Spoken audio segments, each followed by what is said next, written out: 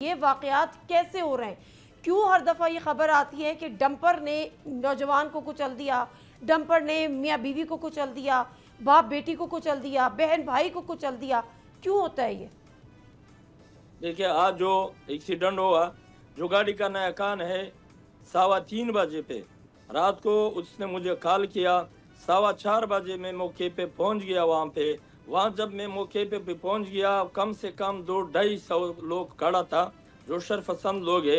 लेकिन मैं सिर्फ ये मजूमत सिंध गवर्नमेंट से भी कर सकता हूँ, जो एक गाड़ी एक्सीडेंट कर रहा, लेकिन 8 गाड़ी वहाँ जो शर्फसंद लोग जलाएगा, तो फिर उस 8 गाड़ी का बेचारे का क्या गलती है? अरे आप अपनी लेकिन गाड़ियों को रो रहे हैं, यहाँ बंदे जान से जा रहे हैं, डंपर उनको सड़कों पे कुचल रहे हैं।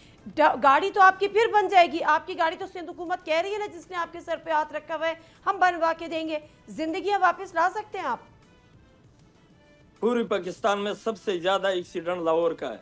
अरे तो भाई, लाहौर हो या कराची हो, जलाएगा? फिर अपनी बात आप मुझे बताएं। आपके डंपर्स तो फिर बन जाएंगे, जो मर गया वो वापस आएगा? नहीं नहीं नहीं नहीं नहीं, देखो, एक्सीडेंट नहीं है, एक्सीडेंट नहीं है। एक्सीडेंट तो एक हादसा है। एक्सीडेंट किसी का जातियत नहीं है, एक्सीडेंट किसी का दुश्मनी भी नहीं है। एक्सीडेंट सिर्फ शहर के अंदर नहीं है, नादरा बाईपास पे भी एक्सीडेंट, हाईवे पे भी है, लेकिन पूरी पाकिस्तान में ज्यादा से ज्यादा एक्सीडेंट लाहौर में होते हैं। लेकिन वो लाहौर में वहाँ तो गाड़ी क्यों नहीं जलाएगा?